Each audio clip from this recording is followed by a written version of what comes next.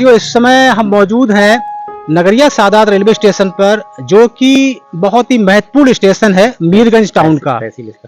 और मीरगंज एक अपने आप में तहसील है और बहुत ही महत्वपूर्ण तहसील है, विधानसभा क्षेत्र भी है। और अभी हम आपको दिखाना चाहेंगे कि इस प्लेटफार्म की जो लंबाई है ना, लगभग 1 किलोमीटर के आसपास है, 750 मीटर के आसपास है। आप देख सकते हैं इधर की तरफ, और आप देखेंगे कि इधर साइड में भी काफी दूर तक बिल्कुल स्ट्रेट प्लेटफार्म बना हुआ है। अब मीरगंज जो रेलवे स्टेशन है, तब से बड़ी विडंबना ये कि बहुत बड़ी पॉपुलेशन को रिप्रेजेंट करता है नगरिया सादात स्टेशन, लेकिन यहाँ पर ट्रेनों का जो स्टॉपेज है बहुत ही कम है। और बहुत पहले ब्रिटिश काल में यहाँ पे ट्रेनें चल रही थी, उनको बाद में बंद कर दिया गया। जबकि पॉपुलेशन लगातार बढ़ रही है तो ट्रेनों की संख्या बढ़नी चाहिए थी, बढ़ने के बजाय घट गई है, जिससे लोग, एक आम नागरिक है, सबके बस की बात नहीं है कि वो बस का सफर कर पाए, अपने व्यक्तिगत वाहनों से जा पाए। तो एक आम जो नागरिक है उसको बहुत ही परेशानी हो रही है। हमारे बीच में मौजूद हैं जिनका नाम है विशाल गंगवार, पूर्व प्रधान बनकरा, जो कि जैसा कि नाम है विशाल, बिग, हृदय से बड़े हैं। और इन्होंने एक बहुत ही अच्छी पहल की है यहाँ के लोगों के लिए कि एक ज्ञापन दिया है। यहाँ के जो सांसद है छत्रपाल गंगवार जी, उनको ज्ञापन दिया है यहाँ की समस्या को लेकर। नमस्कार। देखिए सर, जो आपने ज्ञापन दिया है यहाँ के जो क्षेत्रीय सांसद है छत्रपाल गंगवार जी, तो क्या मांग की है आप? सर, मैं आपको अवगत कराना चाहता हूँ, मैं एज एक सोशल वर्कर इस मीरगंज क्षेत्र में सन 2000 में मैं पहली बार ग्राम प्रधान बना था। जब जनता ने मुझे इस लायक समझा, ग्राम प्रधान के पद पर पहुंचाया, उसी दिन से मैंने ये बीड़ा उठाया था कि जनता की जो समस्याएं आएंगी उनके लिए मैं बहुत अच्छे तरीके से जनप्रतिनिधियों के बीच, क्योंकि क्षेत्र ने जब मुझ पर भरोसा किया था, गांव ने भरोसा किया था, तब मैं ग्राम प्रधान का चुनाव जीता था। उसके बाद मैं निरंतर सक्रिय रहा हूं, और सक्रिय रहते हुए मैंने मीरगंज क्षेत्र में एक अपनी पहचान बनाई है अच्छे व्यक्तियों के रूप में, ना कि झगड़ा फसाद कराने के लिए नहीं। मैं केवल झगड़ों को मिटाने के लिए रहता हूँ। अगर कहीं कोई विवाद आपस में होते हैं लोगों के, तो मैं थाना दरबार में विश्वास नहीं रखता।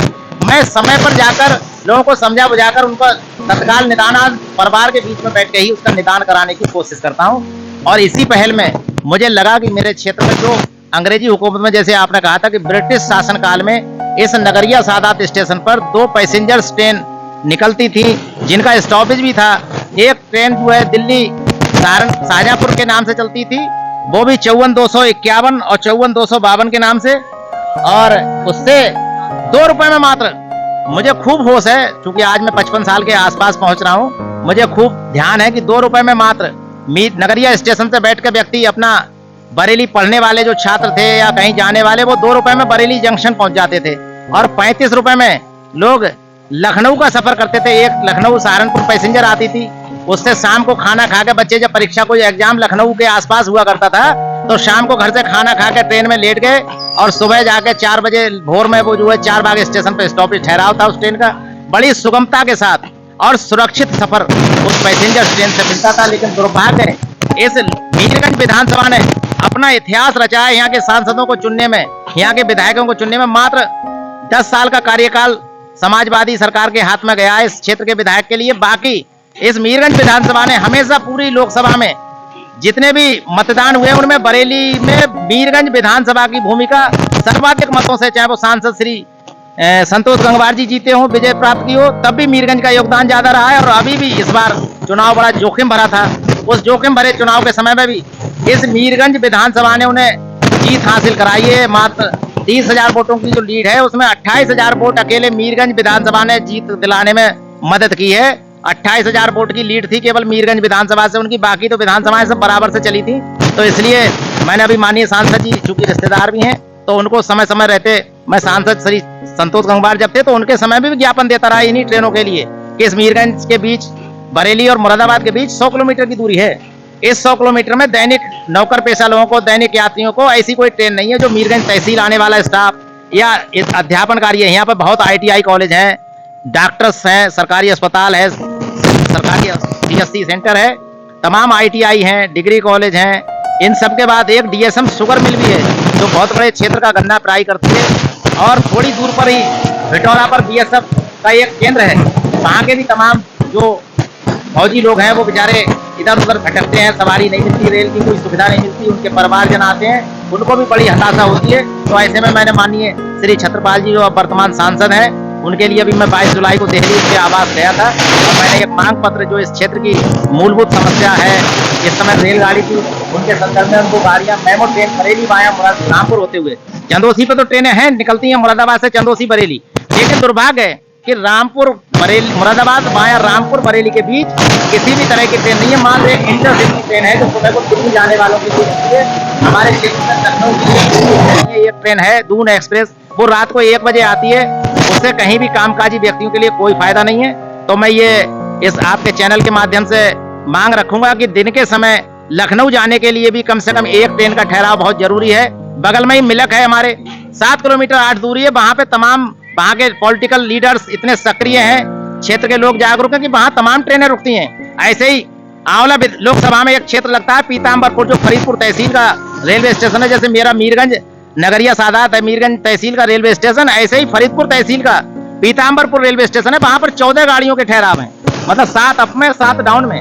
देखिए कितनी बड़ी बात कही है इन्होंने कि वहाँ पीताम्बरपुर छोटा सा स्टेशन है, पॉपुलेशन भी वहाँ पे कम है अपेक्षाकृत, और वहाँ 14 ट्रेनों के स्टॉपेज है और यहाँ पर मात्र 2 ट्रेनों के स्टॉपेज हैं। हाँ। एक ट्रेन इंटरसिटी है, दूसरी हावड़ा देहरादून है। यहाँ पर एक सियालदा जम्मू तभी चलती थी, वो भी चली गई, यहाँ स्टॉपेज उसका निरस्त हो गया। दोपहर में 12 बजे करीब आती थी वो ट्रेन, तमाम सवारियां कलकत्ता जाने वाले तमाम लोग निकलते थे उससे। लेकिन दुर्भाग्य है बीजेपी का गढ़ रहा है, जब बीजेपी सरकार में पहले जब सत्ता में ना थी तब ट्रेनें यहाँ मिलती थी, जब से बीजेपी सत्ता में आई है मीरगंज भी सरकार, प्रदेश में भी सरकार भाजपा की है, दिल्ली में भी सरकार भाजपा की, लेकिन उसके बाद मीरगंज नगरिया सादात के और मुरादाबाद से बीच की स्टेशनों को नदारद कर दिया गया है। जनहित की इस सरकार में यही दुर्भाग्य है, जो जनता वोट देती है उसकी सुविधाओं के लिए कम ध्यान है सरकार का। अरे भाई वंदे भारत चलाने से हम लोगों के कोई फायदा थोड़ी है, वंदे भारत में तो केवल अपर क्लास व्यक्ति जा सकता है, हवाई जहाज की रेंज का किराया है उनका। अगर आप वंदे भारत स्टार्ट कर रहे हैं तो जो गरीब जनता 70% आवाम देश का गरीब है, उस गरीब जनता के लिए तो आप कुछ ट्रेनों का ख्याल करिए। जो एक्सप्रेस है उनमें पैसेंजर्स बोगी बढ़ाइए, कम से कम जनरल के 2 ही डिब्बे लगा रखे हैं आपने, यात्री लटक के मर जाते हैं। जो वोट देने वाला वर्ग है उसके लिए आप सरकार गौर नहीं कर पा रही, वो बेचारे बोगियों पर चढ़ते हुए, क्योंकि रिजर्वेशन कराने की सबकी सामर्थ्य नहीं, अगर जनरल टिकट लेकर वो एक्सप्रेस गाड़ियों में चढ़ते हैं तो तमाम दुर्घटनाएं, बोगी पे गेट पे जगह नहीं मिलती, लटक जाते हैं बेचारे। देखिए कितनी महत्वपूर्ण बात कह रहे हैं, बहुत ही, यही नहीं पूरे देश के लिए ये चीज लागू होनी चाहिए। ये एक्सप्रेस तो संख्या नंबर अब बहुत ज्यादा है, लेकिन जनरल बोगी की संख्या बहुत ही कम रहती है, और पॉपुलेशन इस देश में आम पब्लिक बहुत ज्यादा है, तो मैं सर आपके इस चैनल के माध्यम से सरकार के और संबंधित मिनिस्टर जो रेल का परिचालन करा रहे हैं, रेल मंत्री जी से, श्री वैष्णव जी से विशेष आग्रह करूंगा कि जनता के हितों को, क्योंकि वोट देने वाली गरीब जनता ही है, बड़े आदमी तो वोट डालने भी कम जाते हैं, बूथ पर जाना ही नहीं समझते, भीड़, गर्मी लगेगी, धूप लगेगी, लाइन में कौन लगे।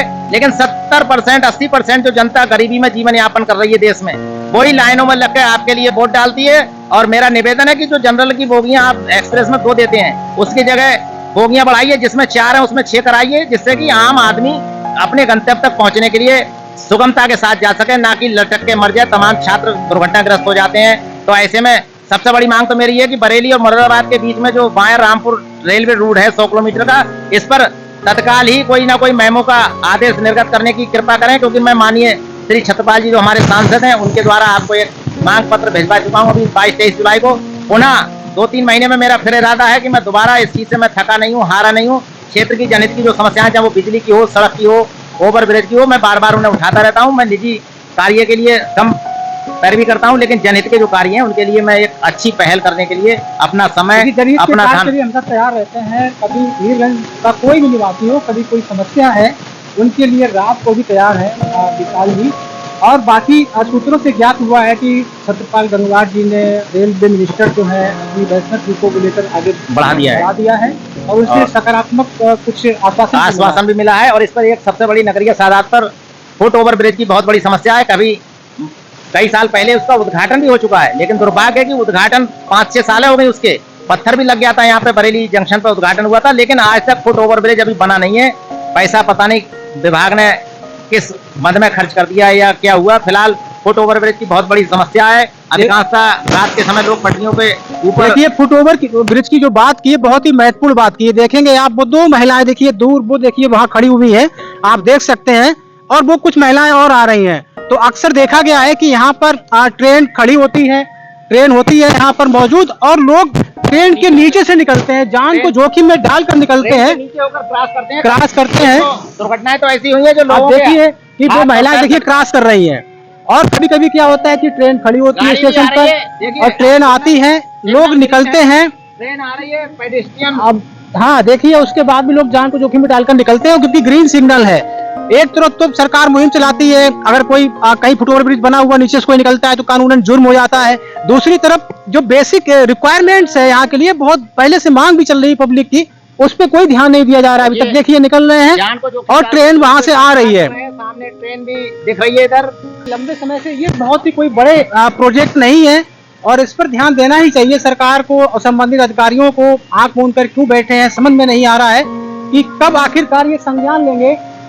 दुर्घटनाएं हो जाती है उसके बाद जागते हैं, तो बहुत ही गलत है। तो विशाल जी, फुटओवर ब्रिज के लिए भी जी मेरी मांग है कि यहाँ फुटओवर ब्रिज अति शीघ्र निर्माण कार्य किया जाए, क्योंकि रात को इंटरसिटी जब 9 बजे रुकती है तो अधिकांशतः प्लेटफॉर्म नंबर 1 पर मालगाड़ी का भी स्टॉपेज हो जाता है, तो उस मालगाड़ी के नीचे होकर लोगों को अपने आप को प्लेटफॉर्म तक लाने के लिए निकलना पड़ता है। तो ऐसे में जो है तो बहुत जरूरत है फुटओवर ब्रिज की, और तमाम लखनऊ जाने के लिए भी कोई एक, चाहे वो राजरानी का स्टॉपेज दिया जाए, चाहे पंजाब मेल का दिया जाए, ठहराव यहाँ पंजाब मेल या राजरानी का भी होना बहुत नितांत जरूरत है। लखनऊ से आने वाले लोगों के लिए नगरिया पर उतरने की आवश्यकता पड़ती है, तो ऐसे में लोग बेवजह रामपुर या बरेली उतरते हैं, जिससे उनका समय और धन दोनों बर्बाद होते हैं। देखिए अभी जो बात की गई थी एक सहारनपुर लखनऊ ट्रेन की, जो पहले यहाँ चलती थी पैसेंजर ट्रेन थी, उसका भी एक बहुत ही ऐतिहासिक महत्व रहा है। आपने सुना होगा काकोरी कांड के बारे में कि काकोरी स्टेशन पर तो वो यही ट्रेन थी जिस पर जो है अंग्रेजों का खजाना, जो राजेंद्र प्रसाद जो है, अंदर लाहेड़ी और क्रांतिकारी चंद्रशेखर आजाद, अशफाक उल्लाह खां, सचिंद्र सान्याल, कई सारे लोग उसमें, तो राम प्रसाद बिस्मिल, उन लोगों ने देश के लिए कुर्बान करते हुए अपनी कुर्बानी दी और अपनी जान को जोखिम में डालकर अंग्रेजों का खजाना लूटा था। और उस खजाने से ब्रिटिश सरकार से लड़ने के लिए, अंग्रेजों से लड़ने के लिए फिर हथियार खरीदे थे और देश को आजाद दिलाने में बहुत ही महत्वपूर्ण भूमिका निभाई। लेकिन देखिए वही ट्रेन आज नदारत है, नहीं चल रही है, बंद है। बिल्कुल शर्म की बात है कि हम अपनी ऐतिहासिक विरासतों को क्यों भुलाते जा रहे हैं। तो विशाल जी, हम आपसे जानना चाहेंगे कि आपके माध्यम से माननीय सरकार से और विशेष तौर से रेल मंत्री जी से और प्रधानमंत्री जी से निवेदन करूंगा, साथ में योगी जी भी बहुत अच्छे एक लीडर्स हैं, मैं उनसे निवेदन करूंगा कि वो लखनऊ सहारनपुर के नाम से जो पैसेंजर बंद कर दी गई है, उस पैसेंजर्स को सहारनपुर काकोरी इसके नाम से चलाने की कोशिश करें, कृपा करें, जिससे कि वो काकोरी कांड जो एक फेमस कांड है, किताबों में भी लिखा गया है, उस कांड के बारे में बच्चों को पढ़ाया भी गया है। तो मैं चाहूंगा कि उस लखनऊ सहारनपुर पैसेंजर का नाम चेंज करके काकोरी सहारनपुर पैसेंजर करें और बरेली मुरादाबाद के बीच वो ट्रेन का गंतव्य चालू करने की कृपा करें। यही इस क्षेत्र के लिए और भाजपा शासन के लिए सच्ची श्रद्धांजलि उन अमर शहीदों के लिए होगी, जिन्होंने इस ट्रेन पर लूटकर अपनी जान को जोखिम में डालकर फांसी के फंदे पर झूल गए थे, तमाम लोग अरेस्ट किए गए थे। तो मैं यही कहूंगा कि सच्ची श्रद्धांजलि तभी है जब ये सरकार उन ट्रेन को चला दे। देखिए आपको बता दें वो डेट आने वाली है, ये घटना 9 अगस्त 1925 को हुई थी और 9 अगस्त आने वाली भी है। अगर सरकार इस तरह के प्रकरण को संज्ञान में लेकर और त्वरित कार्रवाई करती है तो एक बहुत बड़ी बात होगी, सरकार के लिए भी गौरवान्वित करने वाला क्षण होगा। क्योंकि आपने अक्सर देखा होगा ये सरकार जो है कई सारी ऐसी जो ऐतिहासिक पर्सनालिटी हैं उनको इम्पोर्टेंस दे रही है, तो इस घटना को भी इम्पोर्टेंस जरूर देना चाहिए। मैं आपके चैनल के माध्यम से माननीय सांसद जी जो बरेली को रिप्रेजेंटेटिव कर रहे हैं उनसे भी आग्रह करूंगा कि वो भी आरएसएस के बहुत पुराने कार्यकर्ता रहे हैं, बहुत छोटी इकाई से उन्होंने अपनी शुरुआत की है पारी की आरएसएस के साथ, और ऐसे में इतिहास के बारे में भी चूंकि वो एक प्रधानाचार्य भी एक इंटर कॉलेज से सेवानिवृत्त हुए हैं और अध्यापक भी रहे हैं, तो ऐसे में इतिहास के बारे में उन्हें बखूबी खूब ज्ञान है, पढ़े लिखे शिक्षक एमपी है वो। तो ऐसे में मैं उनसे निवेदन करूंगा कि जो काकोरी कांड के बारे में आपने अभी व्याख्यान दिया अपना, उसके बारे में उस ट्रेन को चलाने में अपनी भूमिका और अपनी पहल बढ़ाएं, यही सबसे बेहतर होगा, उससे जनता का भी भला होगा और पुरानी यादें भी ताजी होंगी। देखिए कहीं भी मीरगंज क्षेत्र में कहीं पर भी अगर जन सरोकार के मुद्दे आपके पास हो, आप किसी समस्या को उठाना चाहते हो, किसी समस्या को हाईलाइट करना चाहते हो, दिखाना चाहते हो, सरकार की और प्रशासन की आंख खोलना चाहते हो, तो आप जरूर संपर्क करें, कॉल करें। हम जनहित के लिए हमेशा तत्पर हैं। बहुत बहुत धन्यवाद विशाल। नमस्कार जी, धन्यवाद जी, नमस्कार। भारत टाइम न्यूज 24 से डॉक्टर एस कुशवाहा की रिपोर्ट।